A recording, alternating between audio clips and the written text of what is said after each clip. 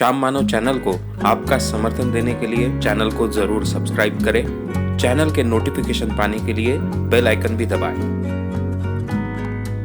आदरणीय और प्यारे मित्रों, आज का अपना विषय है क्या चमत्कार होते हैं, पार्ट 4। जैन धर्म चमत्कार नहीं मानता, फिर भी जैन मंदिरों में चमत्कार क्यों होते हैं? ओम की शक्ति हाथों पर कैसे अवतरित होगी? चमत्कार देखे, सीखिए, दूसरों को जागरूक करें। मित्रों, हमने पार्ट 3 में देखा था कि नारियल द्वारा कैसे पानी ढूंढा जा सकता है। इसको डाउजिंग कहते हैं, डाइविंग कहते हैं, और किसी भी तरह से कैसी ठगी है ये हमने बहुत विस्तार से देखा था। नारियल है, आगे जा रहे हैं, खेत में घूम रहे हैं, सीधा खड़ा हो जाता है। और ये खड़ा क्यों होता है? तो अंदर पानी से रेडिएशन इस तक पहुंचते हैं हमारे शरीर में से, इसलिए नारियल खड़ा होता है। ये बहाना बताया जाता है और किसानों को बड़े पैमाने पर ठगा जाता है। इसलिए मैंने इसके पीछे का आपको साइंस बताया था कि इसके पीछे कोई भी साइंस नहीं है। ऐसे कोई रेडिएशन पानी से आती नहीं है, कोई रेज पानी से आती नहीं है, इंसान तक पहुंचती नहीं है। ये सब झूठी बात है। ये केवल एक सिंपल टेक्निक है। हाथ को थोड़ा सा, ये हमारा हिस्सा जो है उंगली का, उससे थोड़ा पुश करो तो नारियल सीधा हो जाएगा। इसके आधार पर यह ठगी चलती है। चाहे ये लोग पानी बताने वाले पैसे ले ना ले, फिर भी ये ठगी है और इसको हमने बड़े पैमाने पर एक्सपोज करनी चाहिए। इसलिए मैंने आपको पर्याय भी बताया था कि अखिल भारतीय अंधश्रद्धा निर्मूलन समिति का 25 लाख रुपए का प्राइज है। अगर कोई भी यह आह्वान स्वीकारता है, पानी ठीक ठीक से ढूंढ पाता है, तो उसको 25 लाख रुपए का प्राइज मिलेगा। केवल ये जो शर्त है, ये जो आह्वान है, ये 2 बार पार करना होगा। एक बाबा को जो आह्वान दिया था शेषराव शेड़के को, उस बाबा को जिस ढंग से आह्वान दिया था उसी ढंग से यह आह्वान यहां भी दिया जाएगा। हम पानी मटके भरे हुए जमीन में गाड़ेंगे। ये जो पानी ढूंढने वाले पान के है, डाइवर्स है, डाउजर्स है, ये उसे ढूंढे और 2 बार अगर वो सही 90% भी ढूंढ पाए तो उनको 25 लाख रुपए का प्राइज मिलेगा। मैंने आपको ये भी बात समझाई थी कि इसके लिए जादू टोना विरोधी कानून लागू होता है। वो कॉग्निजिबल ऑफेंस है, नॉन बेलेबल है, क्योंकि ये चमत्कार का आधार लेते हैं और चमत्कार कर बताना, उससे पैसे प्राप्त करना, लोगों को ठगना, ये कानूनन अपराध है महाराष्ट्र जादू टोना विरोधी कानून के तहत। इसलिए इन लोगों को अंदर भी डाला जा सकता है, इनके खिलाफ पुलिस केसेस भी दर्ज की जा सकती है। फिर 420 का कलम भी इनके लिए उपयोग में लाया जा सकता है। ये सभी बातें मैंने बहुत विस्तार से आपको बताई थी। केवल यही तरीका नहीं, दूसरे जे डाउजिंग के तरीके हैं। ऐसी वी आकार की स्टिक ली जाती है, दोनों हाथों में पकड़ी जाती है और जहां भी ये झुकेगी बस वहां पर पानी है, ये माना जाता है। इसके प्रमाण इस दुनिया में कुछ भी नहीं है। जितनी भी इसकी जांच हुई है, संशोधन हुए हैं, उसमें सबसे सब ये सब झूठ साबित हुआ है। ये भी मैंने विस्तार से पिछले कार्यक्रम में आपके सामने रखा है। अब आपकी ये जिम्मेदारी है ठगी रोकने की। आप खुद इन लोगों को बड़े पैमाने पर आह्वान दीजिए, इनके चैनल्स पर जाइए, बार बार आह्वान डालिए, ठगी रोकने का आह्वान भी कीजिए। कम से कम किसानों को तो भी हम इससे बचा पाए, ये हमारी जिम्मेदारी है, ये हम ध्यान में रखेंगे। मित्रों, आज तक हमने 3 प्रोग्राम्स में 16 चमत्कार देखे, 3 पार्ट्स में। साथ ही अलग अलग धर्मों ने चमत्कारों को कितना महत्व दिया है, धर्म ग्रंथों में चमत्कारों का कितना महत्व है, ये भी हमने देखा है। यहूदी धर्म में देखा है, क्रिश्चियन धर्म में देखा है, मुस्लिम धर्म में देखा है। इन धर्म ग्रंथों में चमत्कारों का कैसा वर्णन है ये हमने समझ लिया है। और इस कारण आम इंसान, इन धर्मों को मानने वाला जो आम इंसान होता है, वो चमत्कारों पर विश्वास रखता है। हालांकि इस दुनिया में कोई भी चमत्कार नहीं कर सकता है। जो भी चमत्कार होते हैं वो केवल हाथ की सफाई होती है, स्लाइट ऑफ हैंड होता है, हाथ का कौशल होता है, कुछ केमिकल्स का उपयोग लाया जाता है। इतना ही नहीं तो कुछ विज्ञान के प्रयोग होते हैं। इसके अलावा इसमें कुछ भी नहीं होता है। ये हम बहुत विस्तार से देखते आए हैं। अभी मैं एक चमत्कार से शुरुआत करने वाला हूं। मेरे साथ में जो अपने मेहमान बैठे हैं उनका नाम अब सभी जानते हैं। अभी तक आपका परिचय हो चुका है, पिछले प्रोग्राम में वे थे। उनका नाम है देव भुल और ये नेपाल से हैं। इन दिनों की बात है, उन दिनों की बात है जब मैं काफी अंधविश्वासी था और बहुत से अंधविश्वासों पर मेरा विश्वास था, चमत्कारों पर तो बहुत ही विश्वास था। बाबाओं में चमत्कार करने की क्षमता होती है ये मैं मानता था। और मैं विदर्भ का हूं, वर्धा में उन दिनों में रहता था। विदर्भ में उस समय कम से कम 200 तो भी चमत्कार करने वाले बाबा थे। इसके बावजूद वर्धा में मेरे घर के सामने एक हिमालय से बाबा आए।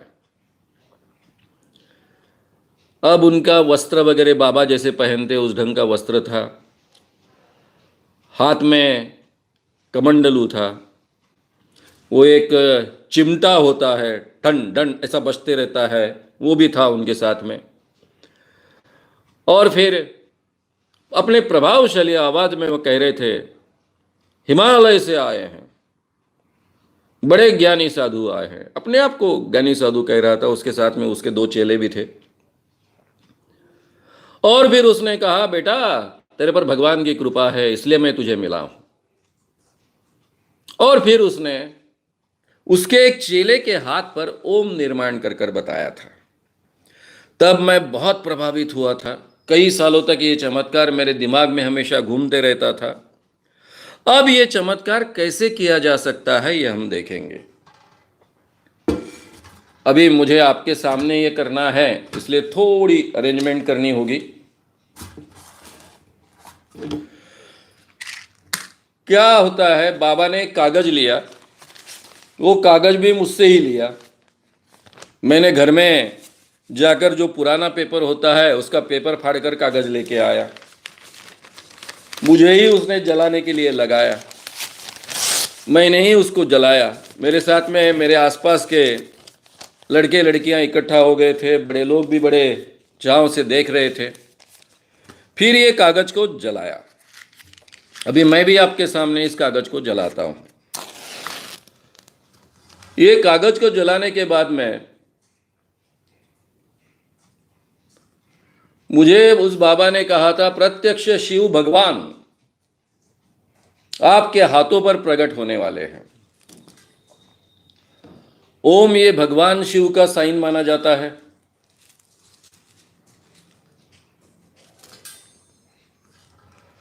ये कागज जलकर राख बन गई।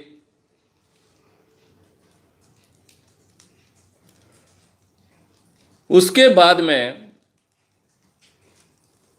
उन्होंने ये राख उठाई और उनके शिष्यों के हाथ पर से घुमाए और भाई चमत्कार हो गया एकदम। क्या चमत्कार हो गया वही हम देखने वाले हैं।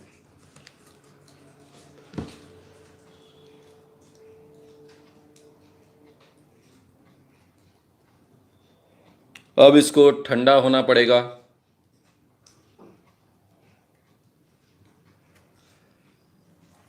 उन दिनों में मैं बहुत प्रभावित हुआ, लेकिन मुझे बहुत अचरज नहीं लगा, क्योंकि मैंने उसके पहले बहुत चमत्कार करने वाले बाबा देखे थे, उनके बारे में सुना था।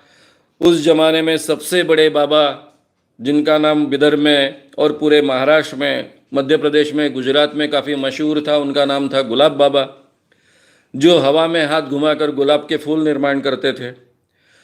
कभी कभी बड़ी शक्कर यानी खड़ी शक्कर निर्माण करते थे। इतना ही नहीं तो उनकी ख्याति थी कि उनके गाड़ी का अगर डीजल खत्म होता है तो कभी वो पेट्रोल पंप में नहीं जाते हैं। वो सीधा अपने भक्त को कहते कि जा एक बाल्टी भर पानी लेकर आ, और उसने बाल्टी भर पानी लाने के बाद में उसमें अपनी उंगली डुबोते। वो अपने आप को भगवान कृष्ण का अवतार कहते, और जैसे ही उंगली डुबोते वो पानी का रूपांतरण डीजल में हो जाता और उनकी जीभ ढुरढुरु चलने लगती। ये बातें मैं बचपन से सुनते आया था, इसलिए मुझे बहुत अचरज नहीं लगा। अभी ये जो जलने के बाद में कागज की रक्षा बनी, वो बाबा ने अपने इस भक्त के हाथ पर से फेरा, और वहां अभी क्या दिखता है हम देखेंगे। पूरी तरह से साफ करो।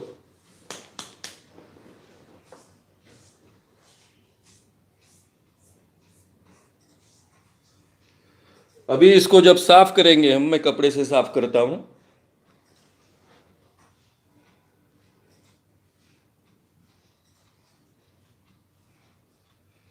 तो आपको यहां पर स्पष्टता से ओम दिखेगा, ये काले में पूरा। आपको कितना दिख रहा है मुझे पता नहीं।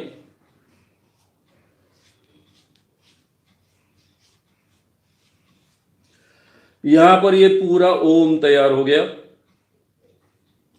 थोड़ा नजदीक हाथ लेके जाओ देव। ये ओम आपको उल्टा दिखेगा।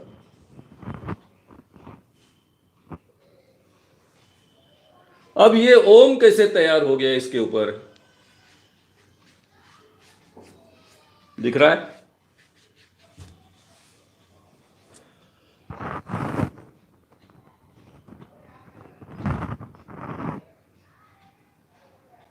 ये ओम का पूरा साइन मैं बराबर बताता हूं आपको। ये देखिए यहां से ऐसा ऐसा, ये अपने आंखों से तो ठीक ढंग से बिल्कुल दिखता है। ऐसा ओम उस पर निर्माण हुआ। अब ये ओम कैसे निर्माण हुआ, क्या हुआ, ये तो हम समझ लेंगे, ये चमत्कार को हम जानेंगे। उन दिनों में मुझे बहुत अचरज लगा था इस बात का।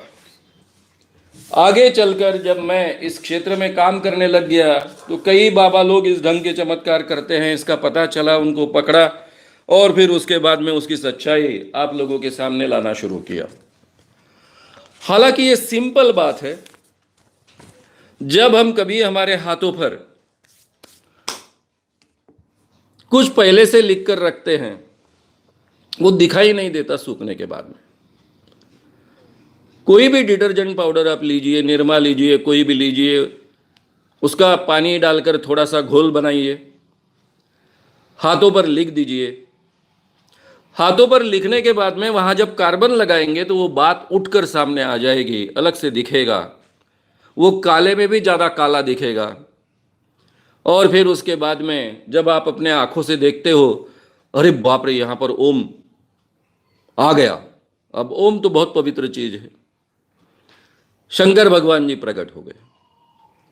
तब हमारे दिमाग में ये नहीं आता कि इसने अपने भक्त को क्यों चुना, मेरे हाथों पर ओम क्यों नहीं निर्माण कर कर बताया, या फिर मेरे जो साथी थे वहां पर उनके हाथों पर क्यों नहीं ओम निर्माण कर कर बताया।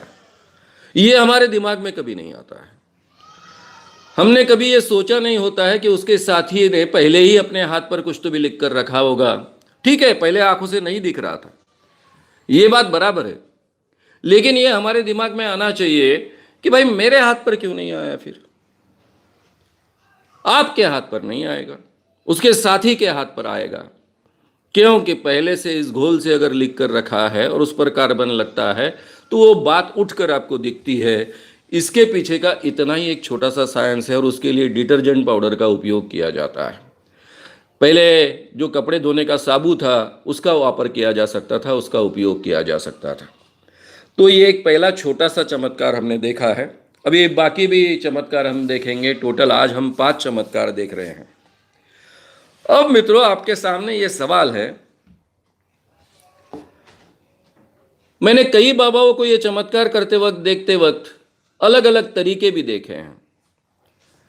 एक बाबा जिसको मेरे साथियों ने पकड़ा था, मैंने नहीं पकड़ा था, उस बाबा ने 3 नाम लिखने के लिए कहा। आपको कौन से भगवान प्यारे हैं, 3 नाम लिखो। आप कौन से भगवान के भक्त हो, 3 नाम हर व्यक्ति ने लिखने के बाद में उसमें शंकर भगवान तो आते ही है, विष्णु भगवान तो आते ही है। और फिर उसने इसी ढंग से कागज जलाकर अपने शिष्य के हाथ में शंकर ये शब्द निकल आया। और देखो, ये शंकर भगवान की कृपा तुम पर होगी, तुम बाकी भगवानों की उपासना छोड़ दो, शंकर भगवान जी की उपासना करो। अब आदमी चमत्कारों पर इतना बड़ा विश्वास रखता है, जो चमत्कार कर सकता है उसमें दैवी शक्ति होती है, उस पर भगवान प्रसन्न होते हैं, ये हमारी मान्यता होती है और फिर उसकी सलाह सभी लोग मानते हैं। लेकिन वे कहते हैं बच्चा, अगर ये भगवान की कृपा तुम चाहते हो तो ये पूजा तुम्हें करनी पड़ेगी और ये पूजा मैं हिमालय में जाकर करूँगा और उसके लिए इतने इतने पैसे तुम्हें देने पड़ेंगे। और फिर लोग पैसे दे देते हैं। सिंपल सी बात, फिर से मैं एक बार रिपीट कर रहा हूं, कोई भी कॉस्टिक सोडा जिसमें है, ऐसे साबु को उसका पानी का घोल बनाइए, हाथों पर या कहीं पर लिखिए और लिखने के बाद में बड़े अच्छे ढंग से, बहुत ही सुंदर ढंग से उसको सूखने दीजिए और बाद में उस पर कार्बन फेरिए। कार्बन यानी जला हुआ कागज का अगर कोई भी, तो उसके बाद में वो चीज़ उठ कर आएगी और आपको दिखेगा। तो मित्रों, इस ढंग से ये चमत्कार क्रिएट होता है। मैंने कहा था कि इस सेक्शन में जैन धर्म के बारे में हम बात लेंगे। हमने 3 धर्मों के बारे में जरा चमत्कार के क्षेत्र में विस्तार से समझने की कोशिश की। यहूदी धर्म, क्रिश्चियन धर्म और मुस्लिम धर्म। और हिंदू धर्म या हिंदू कल्चर में जिस ढंग के चमत्कार चलते हैं वो उसके बारे में तो लगातार हम बात ही कर रहे हैं। जैन धर्म वर्धमान महावीर के नाम से जाना जाता है। वे राजकुमार थे। बिफोर क्राइस्ट यानी 2000 साल पहले, उससे पहले 599 में BC 599 में उनका जन्म हुआ। उनकी डेथ BC 527 में हुई, यानी 72 साल की उम्र में हुई। वो जैन धर्म के संस्थापक माने जाते हैं, लेकिन वो 24वें तीर्थंकर है, यानी उनके पहले 23 तीर्थंकर हो चुके हैं। ये जो जैन धर्म है वो शाश्वत माना जाता है। शाश्वत यानी निरंतर, चिरंतन, हमेशा रहने वाला, पहले से था ऐसा। रजनीश ने एक भाषण में, जो भाषण मैंने उनका सुना है, उसमें 80,000 साल पहले जैन धर्म निर्माण हुआ ऐसा कहा है। अब रजनीश के मुंह में आते हैं, वो बोलते हैं, इसलिए वो विश्वास रखने लायक नहीं है। डेटिंग के अनुसार आज से 2500 साल पहले ये धर्म निर्माण हुआ ऐसा माना जाता है। इस धर्म की शुरुआत बिफोर क्राइस्ट 468 में हुई ऐसा माना जाता है, क्योंकि उस समय महावीर को एनलाइटनमेंट हुआ था, साक्षात्कार प्राप्त हुआ था। 3 साल पहले उन्होंने अपनी उम्र के 28वें साल में सर्वसंग परित्याग किया, सन्यासी बने, असेटिक बने, भौतिक सुखों से पूरी तरह से वो विमुख हो गए और ईश्वर की खोज में वो निकल पड़े। 3 साल बाद उन्हें साक्षात्कार प्राप्त हुआ 468 BC में, और तब से ये धर्म की निर्मित हुई। 400 नहीं, 568, 568 में, और तब से ये धर्म की निर्मित हुई ऐसा माना जाता है। उन्होंने शादी भी की थी, उनको एक लड़की भी थी। उसके बाद में उन्होंने संन्यास लिया।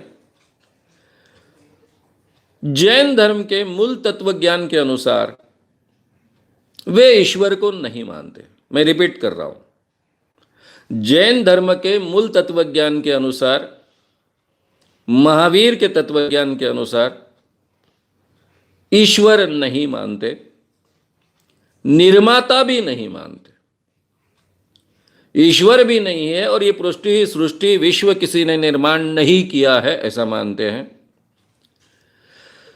वे अपने तत्वज्ञान के अनुसार ऐसे मानते हैं कि ये पृथ्वी में, ये सृष्टि में, ये विश्व में जो है वो कण कण स्वतंत्र है,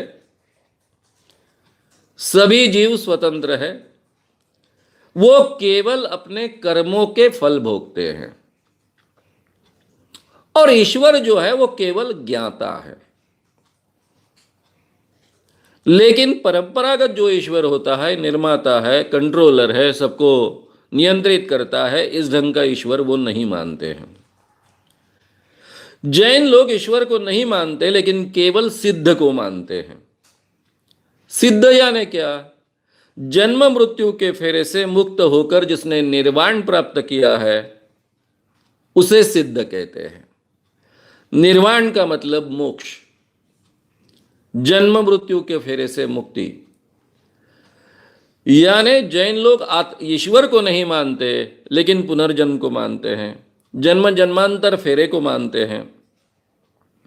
और इससे जो मुक्त होता है, निर्वाण जिसका होता है, जिसे मोक्ष प्राप्त होता है, वो सही माने में सिद्ध बन जाता है।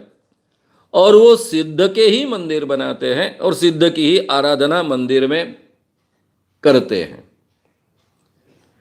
जीव और आत्मा वो मानते हैं। जैनों को, जैन धर्म में जाति भेद बिल्कुल मान्य नहीं, लेकिन कर्मोनुसार, कर्म के अनुसार 4 वर्ण होते हैं ये मानते हैं। लेकिन ये जो 4 वर्ण है, ब्राह्मण, क्षत्रिय, वैश्य, शूद्र, ये वर्ण परंपरागत या फिर वंश परंपरा से प्राप्त नहीं होते हैं, ये अपने कर्मों से प्राप्त होते हैं। यानी ब्राह्मण का लड़का ब्राह्मण रहेगा ऐसा नहीं है। वो अगर वो उसके कर्म उसके अनुकूल हो गए तो उसको ब्राह्मण माना जाएगा। उसको पुजारी बनाया जाएगा ऐसा बिल्कुल नहीं। कोई भी पुजारी बन सकता है जिसमें ब्राह्मण की क्वालिटी होगी। वो इस ढंग से वो जाति भेद उनको मान्य नहीं, लेकिन कर्मोनुसार वर्ण उन्होंने माने हैं। इनमें अलग अलग भेद है, लेकिन 2 प्रमुख भेद है। एक श्वेतांबर जैन, जो साधु लोग होते हैं, सन्यासी लोग होते हैं, स्त्री होते हैं, पुरुष होते हैं, स्त्रियों को भी सन्यास लेने का इसमें अधिकार है। वे सब सफेद वस्त्र पहनते हैं, इनको श्वेतांबर कहते हैं। दूसरा प्रकार है जैनों में जिसको दिगंबर कहते हैं। वे नग्न रहते हैं, कपड़े नहीं पहनते हैं, कम से कम सन्यासी लोग, साधु लोग, और वहाँ स्त्रियों को मोक्ष मिलता नहीं है ऐसी मान्यता है। जब ये स्त्री जो भी जन्म लेगी, वो अगले जन्म में जब पुरुष जन्म लेगी तभी उसको मोक्ष प्राप्त हो सकता है ऐसा माना जाता है। सबसे बड़ी खासियत इस धर्म के 5 तत्व है: अहिंसा, सत्य, अस्तेय, ब्रह्मचर्य, अपरिग्रह। गांधी जी की प्रार्थना की ये शब्द है। अहिंसा हम सब जानते हैं, सत्य हम सब जानते हैं, अस्तेय, ब्रह्मचर्य और अपरिग्रह। इसमें अपरिग्रह जैन धर्म का हर व्यक्ति अपने जीवन में अमल में लाए, ये अपेक्षा है। ये 5 तत्व अमल में लाए, ये अपेक्षा है। लेकिन हम देखेंगे दुनिया भर में अमीर लोगों में जैनों की संख्या बहुत ज़्यादा है। ज़्यादातर जैन बहुत अमीर होते हैं। उनके पास में, यानी हमारे देश में जो बड़े बड़े कैपिटलिस्ट है उसमें जैनों की संख्या बहुत है और अपरिग्रह से वो पूरी तरह से परे हैं। एक बार एक गृहस्थ मुझसे भिड़ गए थे। वो कहने लग गए थे कि मैं जैन धर्म के बारे में आपसे चर्चा करना चाहता हूँ। मैंने कहा था कि मैं कोई धर्म के बारे में चर्चा नहीं करना चाहता हूँ, मुझे कोई इंटरेस्ट नहीं है, क्योंकि लोग बहुत नाराज़ हो जाते हैं और मैं नहीं चाहता कि सामने के लोग नाराज़ हो जाए। फिर भी उन्होंने कहा कि जैन धर्म तो सबसे अच्छा है, उसमें तो कुछ है ही नहीं। मैंने कहा है, लेकिन जैन धर्म में सबसे बड़ा एक विरोधाभास है। जैन धर्म के मूल तत्वों में अपरिग्रह को बहुत महत्व दिया गया है। संपत्ति से लेकर कोई भी चीज़ अपने साथ नहीं रखनी है, और सबसे बड़े मालिकाना हक वाले जैन लोग होते हैं। तो ये सबसे बड़ा विरोधाभास हुआ कि नहीं। वो बेचारे कहने लग गए कि मेरी गलती होगी, मैंने आपसे बहस शुरू की, मुझे लगा कि आपको इतनी बारीकियां मालूम नहीं होगी, तो वो बात को छोड़िए। लेकिन ये जैन धर्म की विशेषता रही है। अब जैन धर्म में चमत्कारों को बिल्कुल स्थान नहीं है। भगवान ही नहीं है तो चमत्कार होने की भी गुंजाइश नहीं है। चमत्कार नहीं होते, सिद्ध भी चमत्कार नहीं करते, ये मान्यता है। अब जिस धर्म में चमत्कारों को स्थान ही नहीं है, उस जैन धर्म के हम चमत्कार देख रहे हैं। है कि नहीं विरोधाभास? फैक्ट्स क्या है? हम आज के जमाने की फैक्ट्स देखेंगे। जैन मंदिरों में आप जाइए, वहां के पुजारियों से, साधुओं से बात कीजिए। मंदिरों में जो आकृतियां होती है, शिल्प होते हैं, जैसे दिलवाड़ा टेम्पल है माउंट आबू के पास में,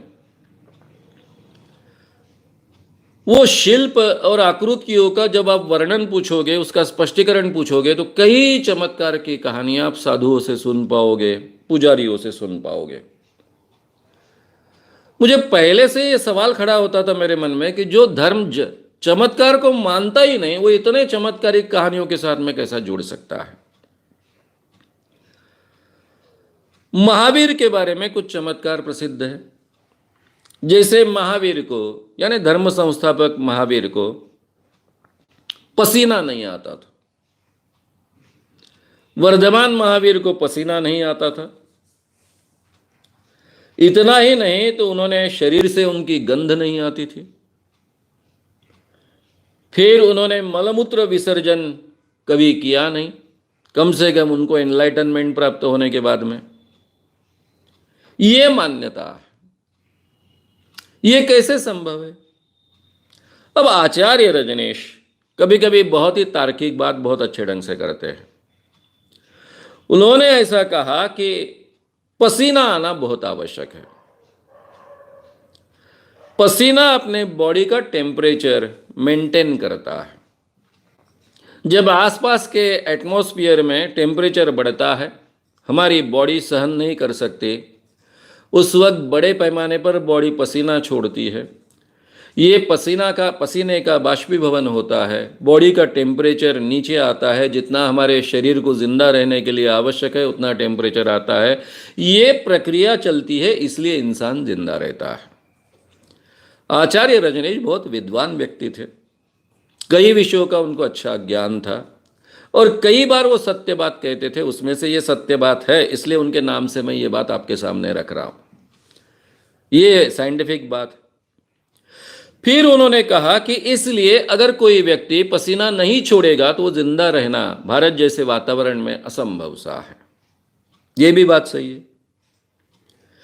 फिर उन्होंने कहा कि मलमूत्र विसर्जन बहुत आवश्यक है। मलमूत्र विसर्जन के बजाय कोई भी जिंदा नहीं रह सकता है ज्यादा समय तक। कुछ माह, चंद माह किसी ने मलमूत्र विसर्जन रोक दिया, मल और मूत्र दोनों रोक दिया तो समझने लायक है। हालांकि कुछ माह भी समझने लायक नहीं है मेडिकल साइंस के अनुसार। और इन्होंने तो कई सालों तक, 30 से 40 सालों तक मलमूत्र विसर्जन नहीं किया, ऐसा माना जाता है। तो ये केवल चमत्कारिक कहानियां हैं, इसमें सत्यता होने की कोई गुंजाइश नहीं है। जो धर्म ईश्वर को ही नहीं मानता है, चमत्कार को ही नहीं मानता है, उसी के धर्म संस्थापक के बारे में इस ढंग की कहानियां प्रस्तुत होती है और फिर सामान्य जैन लोगों में चमत्कारों को बढ़ावा मिलना शुरू हो जाता है। अमरावती की एक बहुत प्रसिद्ध केस है। अमरावती की एक जैन साध्वी जलकर भस्म हो गई। उसके जो राख पैदा हुए उसी की पूजा अर्चा होने लग गई। बड़े पैमाने पर भीड़ इकट्ठा होने लग गई। अब विदर्भ हमारा बहुत ही ताकतवर सेंटर है, अमरावती भी बहुत ताकतवर सेंटर है। अब इतने बड़े पैमाने पर भीड़ इकट्ठी होने हो गई, जैनों की भी होने लग गई और बाकी हिंदुओं की भी होने लग गई, कि जैन साध्वी अपने आप जल गई और अपने आप भस्म हो गई और उसकी ऐशिश निर्माण हुई। तो यह ऐशिश बहुत पवित्र है। सब माथा टेकने के लिए आ रहे हैं। स्वाभाविक हमारे संगठन को हस्तक्षेप करना पड़ा, ढूंढना पड़ा। अब पुलिस भी वहां आ गई थी, क्योंकि बड़े पैमाने पर भीड़ इकट्ठा होने लग गई तो पुलिस को आना लाजिमी था। सभी पेपर्स में चर्चा होने लग गई। पेपर्स में चर्चा होते वक्त क्या हुआ होगा, यह अंधश्रद्धा निर्मूलन समिति ने ढूंढना चाहिए, हमेशा की तरह उन्होंने कहना शुरू कर दिया। और हम लोगों ने स्टेटमेंट देना शुरू किया कि ऐसा संभव नहीं है कि कोई भी अपने आप जल जाएगा।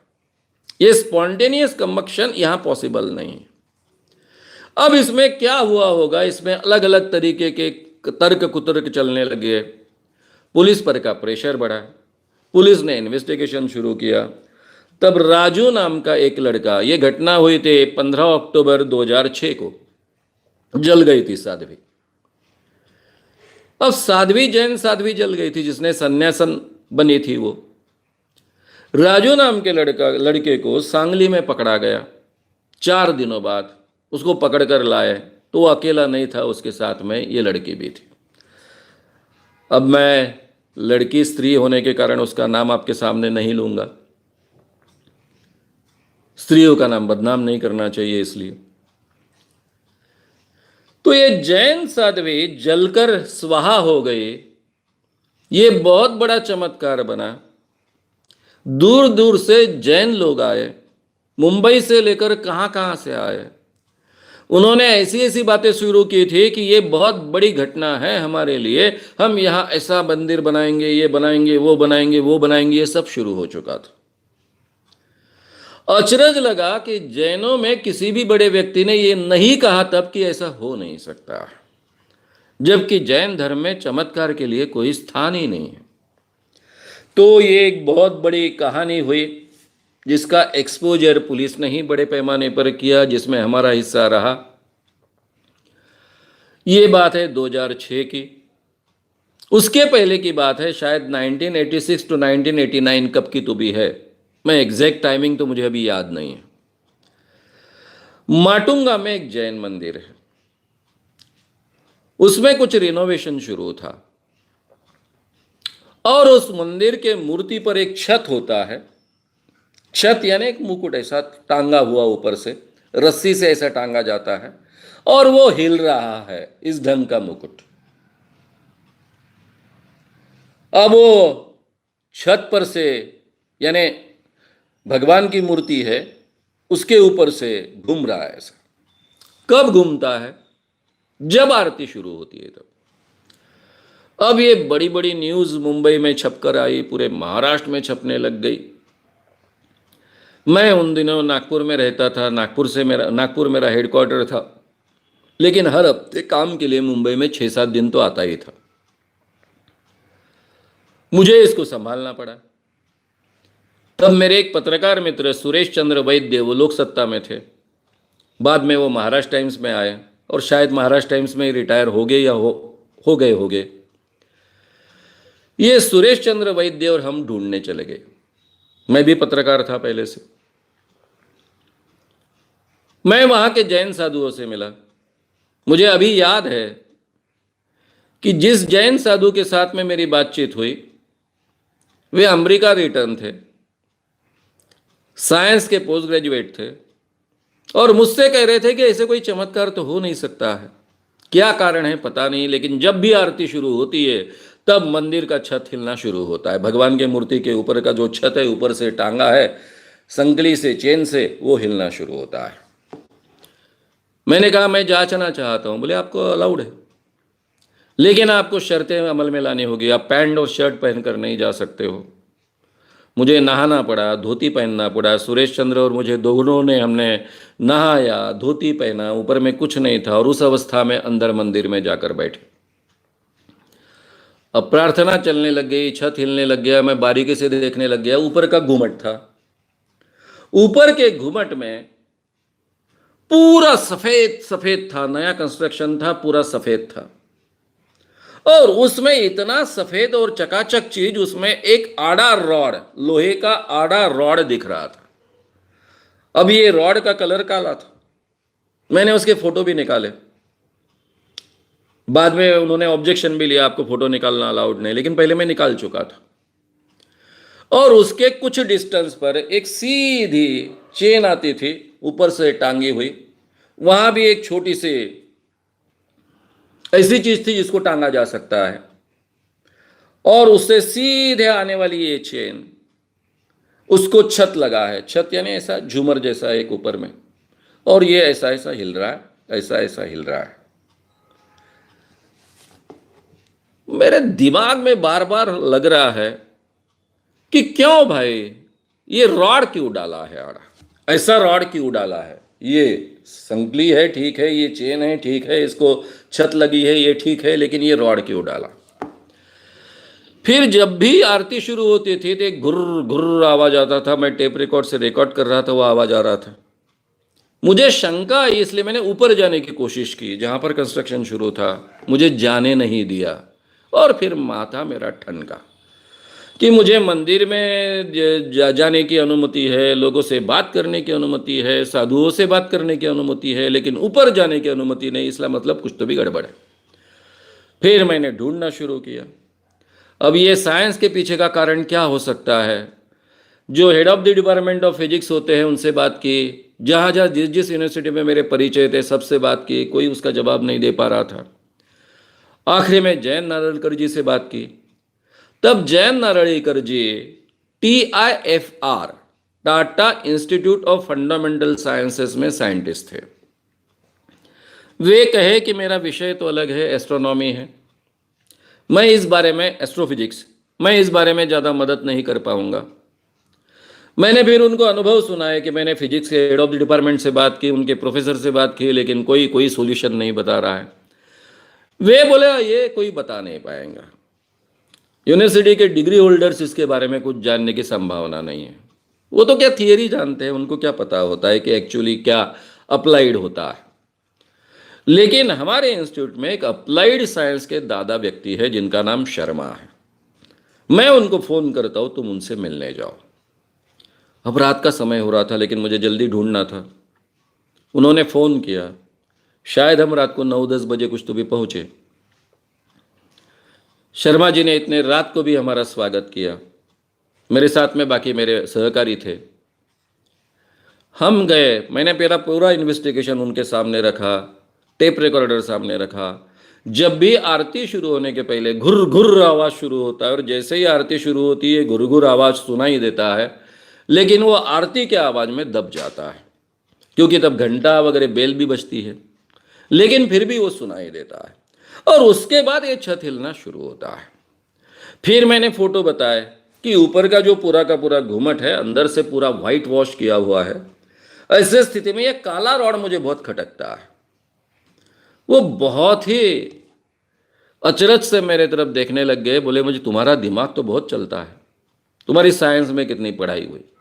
मैंने कहा मैं केवल इंटर साइंस तक पढ़ा हूं। सही बात पकड़ी, 100% तुमने सही बात पकड़ी, केवल तुमको कारण मालूम नहीं है। ये जो मोटर का आवाज सुनते हो आप, उससे डीसी करंट पैदा किया जाता है। वो डीसी करंट आइदर रॉड में या फिर चेन में भेजा जाता है। एसी करंट भेजना तो बहुत आसान है, कोई भी एक वायर लगा दो तो एसी करंट उसमें चला जाएगा। जब एसी और डीसी करंट इस में आते हैं, 90 डिग्री में उनका छेद होता है, तो वे एक दूसरे को रिपेल करते हैं, और रिपेल करते हैं इसलिए छत हिलती है। ये कारण उन्होंने दिया। तब रात को शायद 10-10:30 बजे थे। उस समय 10-10:30 बजने के बाद भी मैं गया प्रेस में, सबको कारण बताने लग गया। अभी सभी पत्रकार मित्र थे। रात को प्रेस में बड़े बड़े महत्व के लोग 12:30-1 बजे तक रहते थे। पहली प्रिंट देखकर, पहली कॉपी जांच कर ही बाहर पढ़ते थे। उन दिनों की बात है। सबके कान में ये बात डाली। दूसरे सुबह से छत हिलना बंद हो गया। उन्होंने छापा नहीं, क्योंकि सभी मुंबई के बड़े पेपर्स जैनों के थे, और उन्हीं पेपर्स में मैं गया था। फिर मैंने जब दूसरे दिन फोन कर पूछा कि क्यों भाई छापा क्यों नहीं, तो उन्होंने कहा जाने दो ना, बंद हो गया ना, अभी नहीं होगा ना चमत्कार। फिर मैंने प्रेस कॉन्फ्रेंस लेकर इस बात को जाहिर किया। फिर थोड़ा सा छप के आया कि अगर फिर से शुरू होता है तो मैं पूरे के पूरे प्रूफ के साथ में इसको एक्सपोज करूंगा। और उसके बाद में फिर छत हिली नहीं। मैंने ये किस्सा इतना विस्तार से क्यों कहा? एक साधु उनमें से थे, वे अमेरिका से सिख कर आए थे, साइंस में पोस्ट ग्रेजुएट थे, और इस ढंग का ये चमत्कार हो रहा था कि जो सामान्य MSc सिखाने वाले यूनिवर्सिटी के हेड ऑफ द डिपार्टमेंट्स को भी पता नहीं चलता था। भारत में अप्लाइड साइंस वाला एक दादा साइंटिस्ट था, वो मुझे बता पाया। तो मित्रों, ये चमत्कार घटाए जाते हैं लोगों की आस्था बढ़ाने के लिए, लोगों का विश्वास बढ़ाने के लिए। गुजरात टूर में 1983 में जब मेरा दौरा था, वापी से अहमदाबाद तक 48 कार्यक्रम हमने किए थे। मैंने आपसे पहले भी कहा है, बी प्रेमानंद जी चमत्कार करते थे और भाषण देने का काम मैं करता था। तब भी एक मंदिर में ये छत हिलने का प्रकरण हो रहा था। हमने बहुत बारीकी से देखा। मैं था, चमत्कार चकासनी केंद्र के लड़के थे, सभी यंग लड़के थे, मैं भी तब ज़्यादा बड़ा नहीं था, और हमने उसको ढूंढ लिया था कि जब भी वो छत ग्रू पर रुकती है, मूर्ति के ऊपर में एक छोटा सा ग्रू था, ऐसा ऊपर में ऐसा एक किनार आई थी या टोक आया था, छोर आया था, उस छोर पर वो छत ऐसे बैठ जाती थी, फिर हिलती नहीं थी। जैसे ही ऊपर जाती वो हिलती, क्योंकि बहुत लंबी थी ऊपर में रस्सी, रस्सी बोलिए चेन बोलिए, लेकिन वो अपने आप तो हिलेगी नहीं। अब कैसे हिलाई जा सकती है इसके बारे में हमने आह्वान किया और वो छत हिलना बंद हो गया। फिर दूसरा एक चमत्कार पालीताना में, वहां के एक मंदिर में हम गए। बहुत सुना था कि वहां पर जोत जलती है उसमें से कार्बन नहीं निकलता है। गए हम, एक त्रिकोण था, उस त्रिकोण में एक दिया लगाया था, दिए में से जोत निकल रही थी, और जोत निकलने के बाद में उसके ऊपर में लगने के बाद भी वहां थोड़ा पीला पीला हुआ था, लेकिन बिल्कुल काला नहीं हुआ था। बोला ऐसे कैसे पॉसिबल है, जोत में से कार्बन तो निकलता है। फिर बारीकी से मैंने देखा, तब मेरे ध्यान में आया कि ऊपर के छत में थोड़ा सा काला काला है, काफी छत ऊपर थी, इसके बावजूद थोड़ा थोड़ा काला है। तो मेरे ध्यान में आया कि जो जोत ऊपर में जाती है वो टच होती है, और ऐसा एकदम से वो टच होने के बाद में इतना फास्ट ऊपर चले जाती है कि तब उसको कार्बन नहीं लगता है। मैंने इतना ही किया, वो दिया थोड़ा अंदर खिसका दिया, और थोड़ी ही देर में वहां कालिख निर्माण होना शुरू हो गया। फिर मेरे को बाकी सब लोग बोले, सर अभी यहां से हम निकलेंगे, क्योंकि ये कालिख निर्माण होने के बाद में सब चिल्लाना शुरू कर देंगे। तो मित्रों, ऐसे चमत्कार बनाए जाते हैं, गढ़ाए जाते हैं। अब जो कुछ मैंने चमत्कार इंटरनेट पर अभी देखे हैं, गूगल सर्च करने के बाद में, वो भी आपके सामने रखूं। 17 अप्रैल 2012 को जैन मंदिर घाट के ऊपर में मूर्ति से मूर्ति निकली, सिल्वर मूर्ति से गोल्ड की मूर्ति निकली। आज भी आप ये वीडियो देख सकते हो, उपलब्ध है यूट्यूब पर। भारी भीड़ हुई, पुलिस को बुलाना पड़ा, इसकी जांच पड़ताल नहीं हुई। कुछ दिनों बाद अपने आप ये बात रुक गई। यहां भी मंदिर का काम निकल पड़ा था। ये क्यों किया जाता है? इसलिए किया जाता है कि लोगों की श्रद्धा बढ़े, आस्था बढ़े, लोग बड़े पैमाने पर डोनेशन दे। सीहोर मध्य प्रदेश में 10 अप्रैल 17 को, ये भी अप्रैल की घटना है, सुबह से शाम तक छत्र यानी मूर्ति के ऊपर जो ऐसा होता है उसको छत्र कहते हैं, इसका एक घुंघरू कंपन करता था। ये वीडियो देखते ही मेरे ध्यान में आया कि मैंने बचपन में कई बार गारुड़ी जो बोलते हैं हम, रास्ते में काम करने वाले मदारी, मराठी में उसको गारुड़ी कहते हैं। ये मदारी लोग जो खेल करते हैं, हम देखते हैं कि डॉल्स आपस में झगड़ रही हैं, अपने आप हिल रही है डॉल्स, और केवल ये मदारी की उंगलियां हिल रही है, बाकी हमें कुछ दिखता नहीं है। एक काला बहुत ही थीन धागा होता है, कई लोग बोलते हैं कि घोड़े का केस है, वो जरूरी नहीं है घोड़े का केस है, ऐसे धागे मिलते हैं। ये काला धागा आपको दिखता नहीं है, और उसके जरिए कुछ चीजें हिलाई जा सकती है, ऐसी तो चीज नहीं है, ये ढूंढा जा सकता है। 5 अक्टूबर 2014 में छोटी दरबारी Jain temple, south extension Delhi, ये भी आपको इंटरनेट गूगल सर्च में मिल जाएगा। चरण प्रतिष्ठा, यानी संतों के चरण हैं, वो संतों के चरणों से केसर रंग का पानी निकलने लग गया। फिर बाद में उसको कांच से वगैरह कवर करने लग गया, लोगों की भीड़ लगने लग गई, लोग उसके दर्शन देने लग गए। भाई, जो धर्म कभी चमत्कार पर विश्वास ही नहीं रखता है, ईश्वर को ही नहीं मानता है, उस धर्म में ये चमत्कार आते कहां से है? नवावड़ज गुजरात में जैन दरेसर में महावीर के 5 मूर्तियों से आंसू आने लग गए। ये आंसू कैसे आते हैं?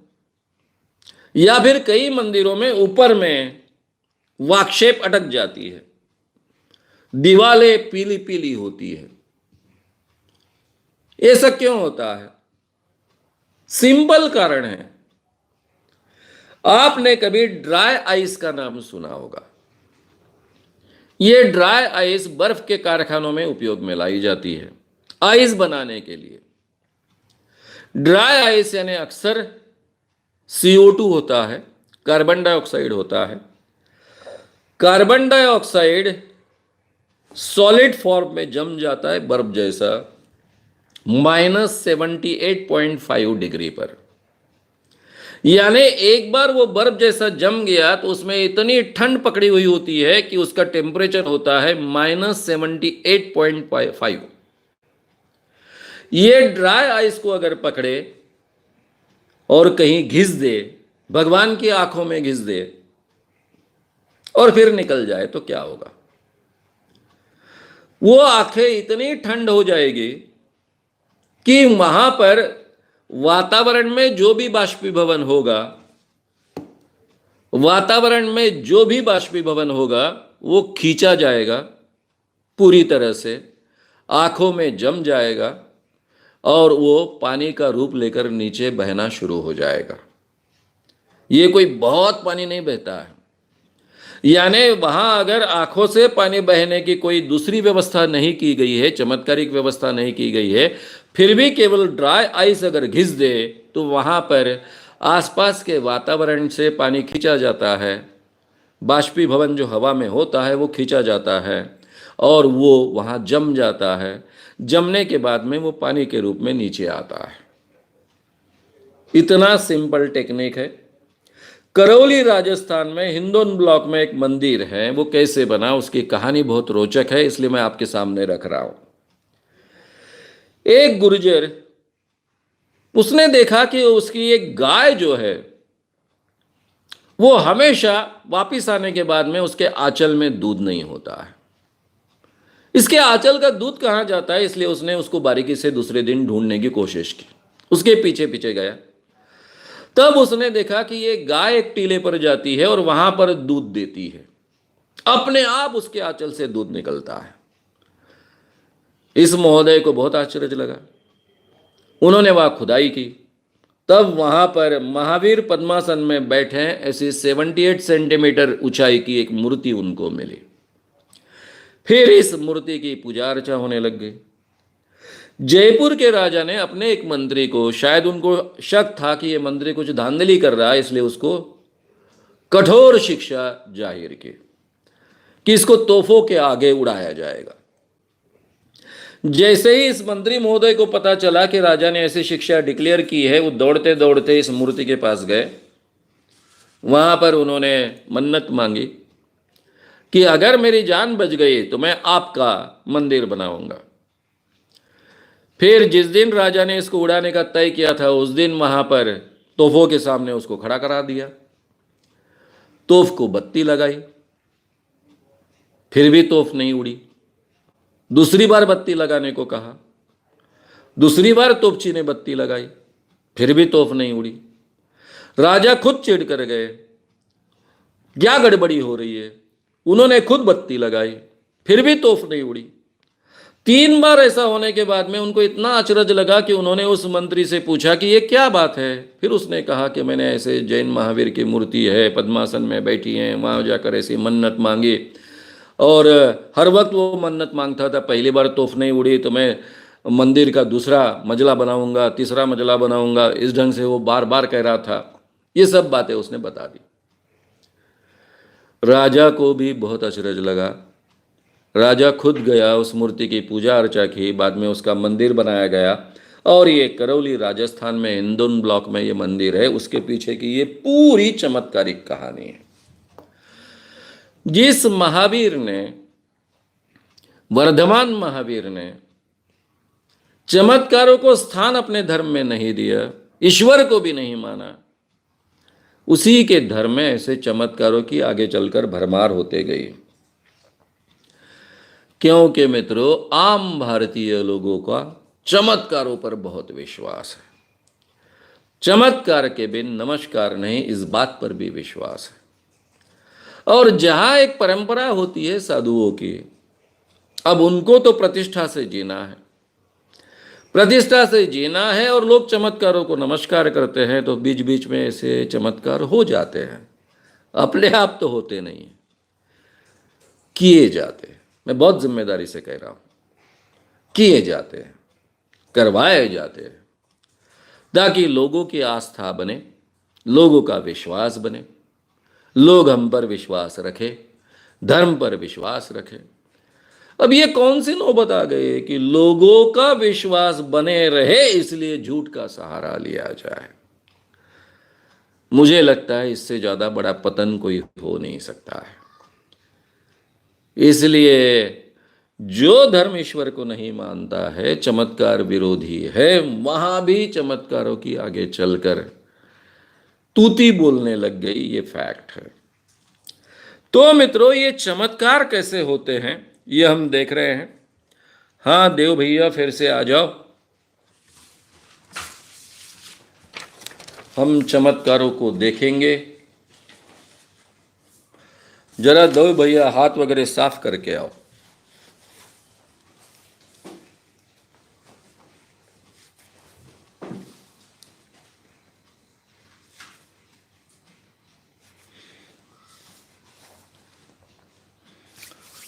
अभी मैं आपके सामने लगातार चमत्कार करने वाला हूं, और ये चमत्कार बहुत सादे सूदे होते हैं, अपने घर घर में होने वाले चमत्कार होते हैं। अभी ये मेरे सामने हल्दी है, आपको हल्दी दिखती होगी।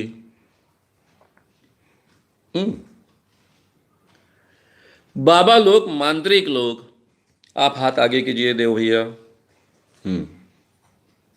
दिख रहा है? अभी इनके हाथ पर मैं हल्दी डालता हूं। ये हल्दी है, हल्दी डाली है। अब हाथ को आप बंद कीजिए, थोड़ी देर रहिए, मंत्र बोलिए। तब तक बाबा या मांत्रिक मंत्र बोलता है, फिर कहता है कि अगर देवी की आप पर कृपा है तो फिर देवी अपना संदेश देगी। अब क्या संदेश आता है उसके आधार पर यह सब बातें आगे की होती है। संदेश आता है, क्या आता है हम देखेंगे थोड़ी देर बाद। आपको अगर कोई व्यक्ति अपनी समस्या लेकर गया कि आजकल मुझे सब डरावने सपने आते हैं, रात में मैं सब एकदम से जाग जाता हूं, पसीना पसीना हो जाता हूं। ठीक है, हाथ आगे खींचे, हल्दी डाली, मुट्ठी बंद करने को कहा गया।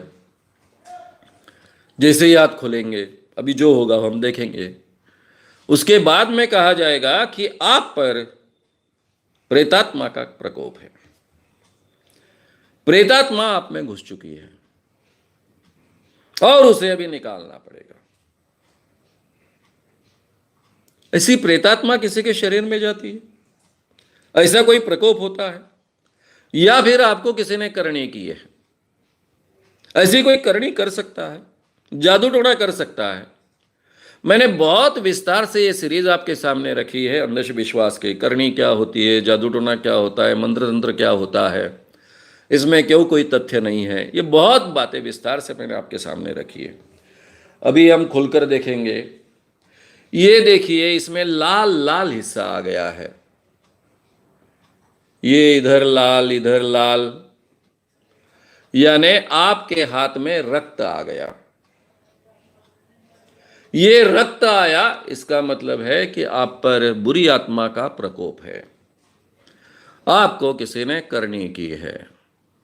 या फिर अगर कोई स्त्री है तो आप पर देवी की कृपा हुई है, कुमकुम आया है। यानी नेगेटिवली भी इसको बताया जा सकता है, पॉजिटिवली भी बताया जा सकता है। दोनों तरीके से अगर वो मांत्रिक का और बाबा का फायदा है तो वो उठाने की कोशिश करता है। एक्चुअली हुआ क्या, ये हल्दी है क्या? जी हाँ, ये हल्दी ही है। ये हल्दी लाल कैसे हो गई? मैंने अभी भी आधा हिस्सा उधर का वैसे ही रखा है ताकि आपको पता चले कि हल्दी है। ये हल्दी लाल कैसे हुई? ऐसे ही कल मेरे मित्र की उनकी पत्नी आई थी और मैं ये सब चमत्कारों की तैयारी कर रहा था। तो ऐसे ही देव भैया के हाथ में लाल हुआ तो उन्होंने फटाक से कहा, हाँ डिटर्जेंट पाउडर है इसमें। मैंने कहा आपको कैसे पता चला? भाई बोले हर स्त्री का ये कॉमन अनुभव है, जब भी हमारे कपड़ों को हल्दी लगती है और हम डिटर्जेंट पाउडर में डालते हैं तो पूरा लाल हो जाता है। मैंने कहा ये वहां लाल होता है, ये हर औरत को मालूम है, हर स्त्री को मालूम है, क्योंकि हल्दी तो आज नहीं लगती कपड़ों को, सैकड़ों सालों से लगती है। और कई सालों से हम कपड़े कॉस्टिक सोडा जिसमें है ऐसे डिटर्जेंट पाउडर से या साबुन से धोते हैं, जब भी हम धोएंगे वो लाल होगा। वो कॉमन अनुभव है हमारा। लेकिन यहां पर यह चमत्कार माना जाता है। सही बात है कि इसमें डिटर्जेंट पाउडर है। डिटर्जेंट पाउडर को पानी लगते ही वो अल्कलाइन है, हल्दी के साथ में उसका कलर लाल हो जाता है। इसलिए ये मित्रों यहां पर ये लाल कलर हुआ। अभी इसमें से कुमकुम तैयार हो गया। अब ये लक्ष्मी की कृपा हो गई। लेकिन इसके लिए आपको पूजा करनी पड़ेगी, इसके लिए भगवान प्रसन्न हो गए, लक्ष्मी जी आप पर प्रसन्न होगी, वगैरह वगैरह कई बातें कहकर ये लोग फिर अपना उल्लू सीधा करने के लिए लोगों को लूटते हैं और बड़े पैमाने पर ये लूट चलती है। और भी कई चमत्कार है, हम देखेंगे। धन्यवाद देव भैया। अभी ये जो चमत्कार है मुझे आपके सामने करने हैं, उसके लिए थोड़ी तैयारी ताकि आपको दिखे। मुझे एक थाली दे दो।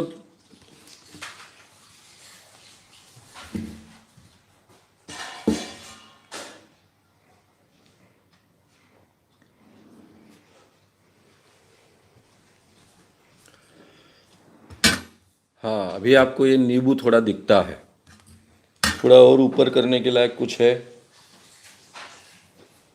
वो डब्बा भी चलेगा। हाँ अभी आपको ये नींबू दिखता है।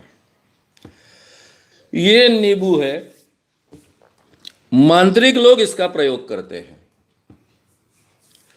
मांत्रिक लोग कहते हैं अबे जिसकी कोई समस्या लेकर कोई आता है तो उसके शरीर पर से ये नींबू उतारा जाता है, मंत्र बोला जाता है, फिर बाद में कहते हैं कि मैं छुरी से इसको काटूंगा। अब ये छुरी है, ये नींबू है, और फिर इस नींबू को छुरी से काटा जाता है। आपके सामने मैं काट रहा हूं।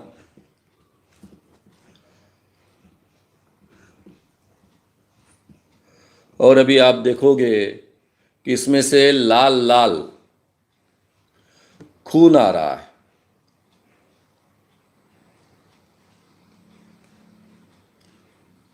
बस आपको क्या किया गया, ये देखो लाल लाल खून गिरा है। अब इतना भी खून गिरता है तो बस लोग एकदम से डर जाते हैं कि हमें कोई तो भी बहुत गंभीर समस्या है।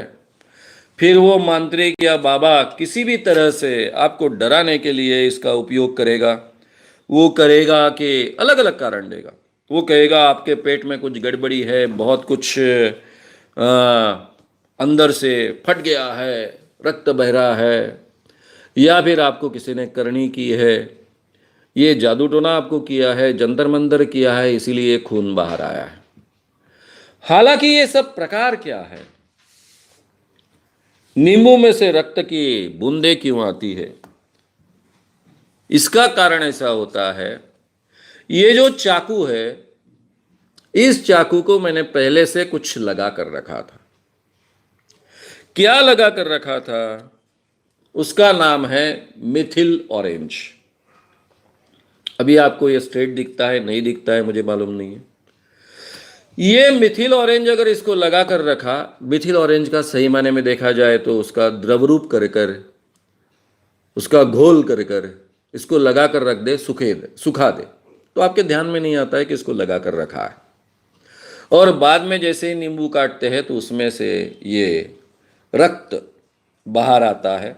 और ये रक्त जब बाहर आता है तो फिर कहा जाता है कि भाई आपकी ये समस्या है, और ये हमको बहुत बड़ा चमत्कार लगता है। अभी मैंने अलग अलग बाबाओं के किस्से आपके सामने कहे हैं, इसलिए मैं उसको रिपीट नहीं करते रहता हूं। अभी और एक बात थोड़ा मुझे हर चीज़ की तैयारी करनी होती है, इसलिए आपका थोड़ा थोड़ा समय मैं लेता हूँ।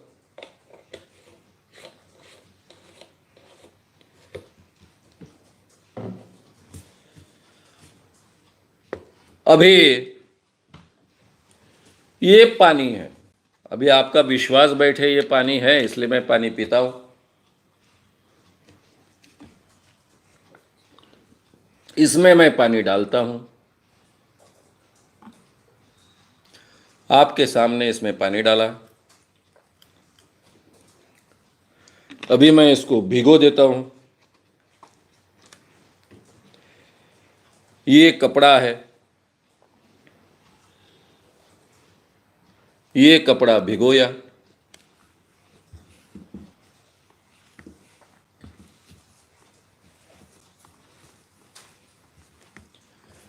पानी में कपड़ा भिगोने के बाद में अभी इसको जलाएंगे।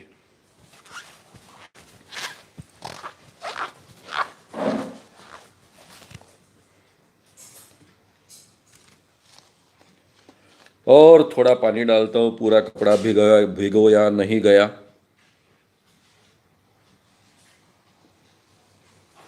हाँ देव भैया लाइए, पकड़ लाइए।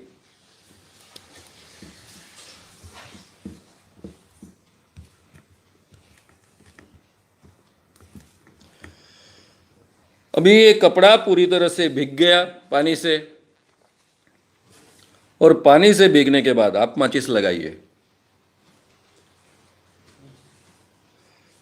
ये कपड़ा है, अभी आपको दिखना चाहिए।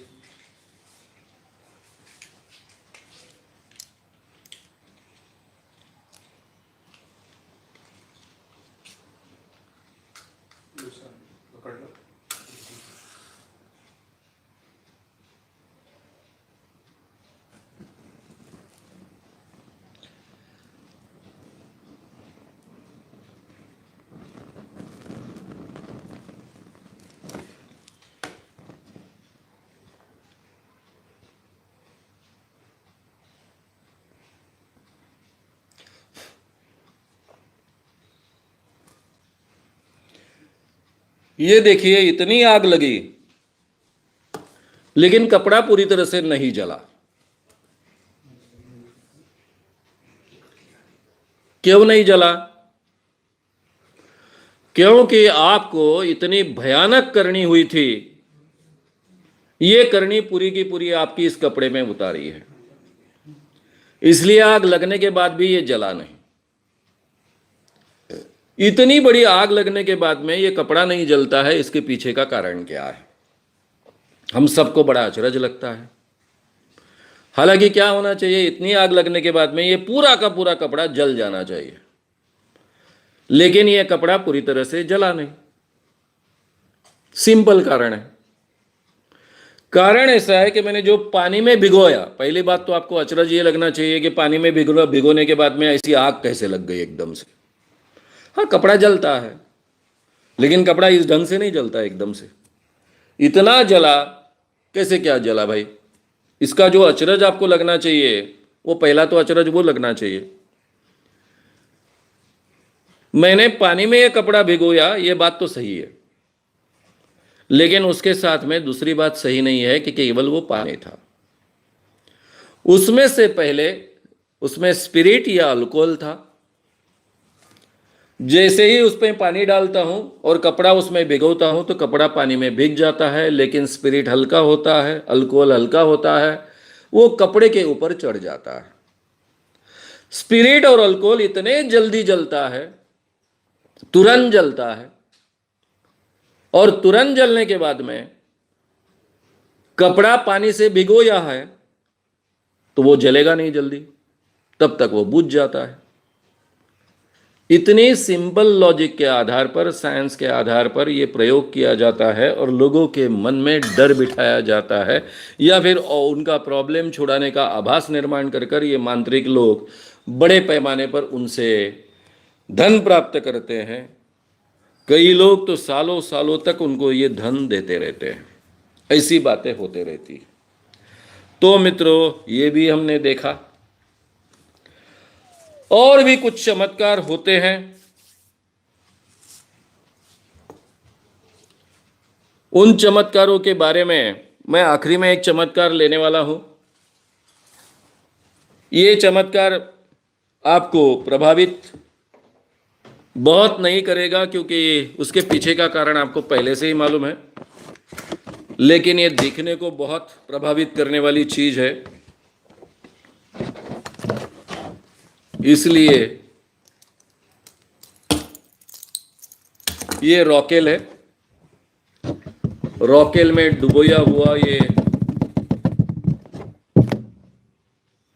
लकड़ी, कापड़, कपड़ा यानी, इसको अब जलाऊंगा।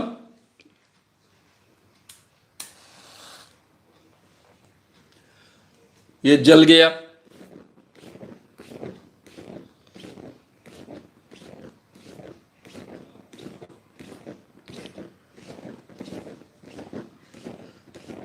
ये इस ढंग से, फिर इस हाथ में, फिर इस हाथ में, ऐसा कई मिनटों तक हम कर सकते हैं। अभी भी मैं और घुमा सकता था। फिर जहां यहां गर्म होता है बहुत, तो इस हाथ में, फिर इस हाथ में, आवश्यकता गिरे तो शरीर में। आप ऐसा दिन भर घुमा सकते हो। इसके पीछे का कारण क्या है? आपको याद होगा, मैंने कपूर मुंह में लिया था, तब इसके पीछे का कारण आपको बताया था कि हमारी चमड़ी 3 से 3.5 सेकंड तक जलती नहीं है। ये जो 3 से 3.5 सेकंड तक हमारी चमड़ी जलती नहीं है, इसका फायदा हम यहां उठाते हैं। अगर एक बिंदु पर रखेंगे तो मुझे ज्यादा से ज्यादा 3-3.5 सेकंड मिलेंगे, फिर मेरी चमड़ी जलना शुरू हो जाएगी। लेकिन मैं क्या करता हूं, इसको लगाता हूं, यहां आता है, तब तक ये हिस्सा थोड़ा ठंडा हो जाता है, फिर उठाता हूं, फिर लाता हूं, फिर उठाता हूं, फिर लाता हूं, फिर भी समय कम होने के कारण ये पूरा हाथ गर्म होते जाता है। जब ये हाथ बहुत ज्यादा गर्म होता है, तब फिर इस हाथ में शुरू करता हूं। फिर यहां 7-8 बार ऐसा घुमाया कि ये थोड़ा सा गर्म होता है, तब तक ये ठंडा होता है। तो मुझे हर जगह 3-3.5 सेकंड का फायदा होने के कारण मैं ऐसा 10-15 मिनट पूरे शरीर भर ऐसे ये टॉर्चेस, जलते हुए टॉर्चेस घुमा सकता हूं। मेरी चमड़ी जलेगी नहीं, लेकिन मेरे बाल तुरंत जल जाएंगे। आप देखेंगे यहाँ के पूरे बाल जल गए हैं, जबकि इस हाथ के बाल नहीं जले हैं। इस हाथ के बाल वैसे ही है, यहाँ के बाल पूरे यहाँ तक, जहाँ तक पहुँच सकते थे, पूरे के पूरे जल गए। तो बाल तो तुरंत जलते हैं, चमड़ी हमारी जलती नहीं है। इसके आधार पर यह चमत्कार किया जाता है। अभी मित्रों, ये चमत्कार मैंने आपके सामने बहुत फास्ट किए, क्योंकि हर वक्त उसके पीछे के कारण जो बाबा लोग बताते हैं वे वही होते हैं। हर चमत्कार में अलग अलग कारण बताए जा सकते हैं। हर अलग अलग चमत्कार के लिए एक ही कारण बताया जा सकता है। उसके कारण हम लोग उनके चमत्कारों पर विश्वास रखते हैं। चमत्कारों पर विश्वास रखते हैं क्योंकि उनमें कोई दैवी शक्ति है, ये हमें पहले से उस पर विश्वास होता है, इसलिए उनके चमत्कारों पर विश्वास रखते हैं। या फिर उनके चमत्कार देखने के बाद में हमें पट जाता है कि इनमें सही में दैवी शक्ति है और ये पहुँचे हुए बाबा है, ये पहुँचे हुए मांत्रिक है, और फिर उनके चंगुल में हम अटक जाते हैं। चमत्कार को नमस्कार करने की ये जो हमारी प्रवृत्ति है, उसके कारण इस देश का बहुत बड़ा नुकसान होते आया है। केवल हमारे देश का नहीं, पूरे दुनिया के मानव जाति का नुकसान होते आया है। याद रखिए, चमत्कार करने का सामर्थ्य किसी में भी नहीं होता है। कोई भी इंसान भगवान नहीं बन सकता है। इंसान बेहतर इंसान, महान इंसान बन सकता है, लेकिन वो भगवान नहीं बन सकता है। भगवान में चमत्कार करने की शक्ति होती है, ऐसा हम मानते हैं। ऐसा कोई भी इंसान इस दुनिया में चमत्कार नहीं कर सकता है, ना ही किसी मंदिर में चमत्कार हो सकता है। इसीलिए सावरकर पूछते हैं कि इतने चमत्कार करने वाले बाबा लोग हमारे देश में थे, संत लोग देश में थे, इतने जागृत मंदिर थे, जागृत देवस्थान थे, फिर भी अलाउद्दीन खिलजी आता है, केवल 10-15 हजार की फौज लेकर आता है और पूरे दक्षिण को जीतते चले जाता है, रामेश्वर तक पहुंच जाता है, वह मस्जिद बनाता है मंदिरों को तोड़ता है, फोड़ता है, उनके मूर्तियों के पायदान बनाता है, सीढ़ियां बनाता है, मंदिरों की मूर्तियों के, जागृत भगवानों के पायदान और सीढ़ियां बनाता है। ना ही कोई संत उनका बिगाड़ पाया, ना ही कोई भगवान उनका बिगाड़ पाया। उल्टा वो लिखते हैं कि पोर्तुगीज जब आए तो गोवा से और बाकी जगह से भगवान भक्तों के कंधों पर बैठकर भाग गए, क्योंकि लोगों ने डर के कारण, पोर्तुगीज बहुत अत्याचार करते थे, मंदिर तोड़ फोड़ देते थे, इसलिए कई लोगों ने मंगेशी भगवान वगैरह जो भगवान है उनको अपने कंधों पर लाद कर लेकर आए थे सुरक्षित जगह पर। तो सावरकर लिखते हैं कि भगवान भक्तों के कंधों पर बैठकर भाग गए, ना ही उन्होंने अपने भक्तों को बचाया, ना ही पुर्तगालियों को रोका। ये सवाल वो इसलिए खड़े करते हैं कि हमारा दिमाग चले, हम तार्किक दृष्टि से विचार करें। ना ही हमारे देश का ये चमत्कारों ने भला हुआ, भगवान से आंसू आने शुरू हो गए, हजारों की तादाद में नहीं लाखों की तादाद में हमारी भीड़ इकट्ठा होती है। अरे क्या इसमें चमत्कार है? यहां किसान इतनी बड़ी आत्महत्याएं कर रहे हैं, उसमें भगवान कुछ नहीं कर रहे हैं, और भगवान के आंखों से अश्रु आने शुरू हो गए और लोग चमत्कार समझकर वहां पूरी तरह से इकट्ठा होने लग गए। हमारे दिमाग में सावरकर जी ने जो सवाल खड़े किए वैसे सवाल क्यों नहीं आते हैं? अगर चमत्कार करने का इतना सामर्थ्य हम सब संतों में था, और ये तो सभी हिंदू संत थे, तो इन्होंने अंग्रेजों को क्यों नहीं रोका, पोर्तुगीजों को क्यों नहीं रोका, इन्होंने मुस्लिमों को क्यों नहीं रोका? कम से कम मुस्लिम आक्रमणों को तो रोकना चाहिए, जो आक्रमण करते हैं, लोगों की हत्याएं करते हैं, उनको तो रोकना चाहिए। ये सवाल हमारे दिमाग में निर्माण होने चाहिए। इसीलिए मैं सावरकर की सीरीज आपके सामने ले रहा हूं। तो मित्रों, इस दुनिया में कोई चमत्कार कर नहीं सकता, जो भी चमत्कार करता है वो ठगी करता है। इसमें एक भी व्यक्ति अपवाद नहीं है, ये हमेशा याद रखें। जहां भी हम चमत्कार सुनते हैं वहां झूठ होता है, या तो उस व्यक्ति ने वो झूठ फैलाया होता है, या फिर वो व्यक्ति प्रामाणिक होती है लेकिन उसके भक्त अपना अंधभक्ति के कारण उनके नाम पर वो चमत्कार फैलाते हैं। या तो उस व्यक्ति के साथ में झूठ होता है, लेकिन वो व्यक्ति का अगर झूठ नहीं है तो उसके भक्तों का झूठ होता है। जहां भी चमत्कार होता है वहां झूठ होता है। इस दुनिया में जो भी चमत्कार कर कर बताएगा उसको 25 लाख रुपए का प्राइज है। गए 37 सालों से पूरे देश में ये प्राइज लेकर मैं घूम रहा हूं, कई प्रांतों में गया हूं। मेरा संगठन है, 40-50 तो वक्ता है जो डेली कहाँ ना कहाँ भाषण देते रहते हैं। हम बार बार इन चमत्कारों के आह्वानों को दोहराते रहते हैं। आज तक जितने लोग सामने आए उतने सब पराभूत हुए, कोई चमत्कार कर कर नहीं बता पाए। एक भी बार ऐसा नहीं हुआ कि कोई चमत्कार कर कर हमारे सामने जीत पाया। अब हम तो आम इंसान हैं, हम में ना कोई सामर्थ्य है ना कोई क्षमता है, केवल दिमाग का उपयोग करते हैं, तर्क बुद्धि का उपयोग करते हैं और ढूंढ निकालते हैं। हम सभी चमत्कारों को ढूंढ सकते हैं, केवल हमें वो दृष्टि चाहिए, विश्वास चाहिए कि इस दुनिया में चमत्कार नहीं होते हैं। उसके पीछे का कारण क्या है हम ढूंढ लेंगे और मित्रों हम चमत्कारों को रोक पाएंगे। ये चमत्कारों के आधार पर हमारे देश में बड़े पैमाने पर ठगी होती है, उससे हमें लोगों को बचाना है। इसलिए ये चमत्कार आप समझिए, सीखिए, इतना ही नहीं तो दूसरों को बताइए, लेकिन दूसरों का प्रबोधन कीजिए।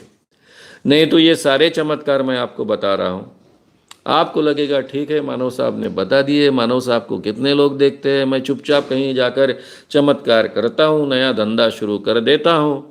मैं जानता हूँ जैसे ही आप एक आधा चमत्कार करेंगे आपके पीछे भीड़ इकट्ठा होने शुरू हो जाएगी, लेकिन आज नहीं कल आप किसी को ना किसी को मिलोगे और आपका एक्सपोजर किया जाएगा। ये भी आप हमेशा याद रखिए। इसलिए लोगों का प्रबोधन कीजिए, लोगों को ठीक ढंग से समझाइए, लोगों को बड़े पैमाने पर अपने साथ जोड़ लीजिए। तो मित्रों, अभी मैं यहाँ रुकता हूँ। श्याम मानव चैनल को आपका समर्थन देने के लिए चैनल को जरूर सब्सक्राइब करें। चैनल के नोटिफिकेशन पाने के लिए बेल आइकन भी दबाएं।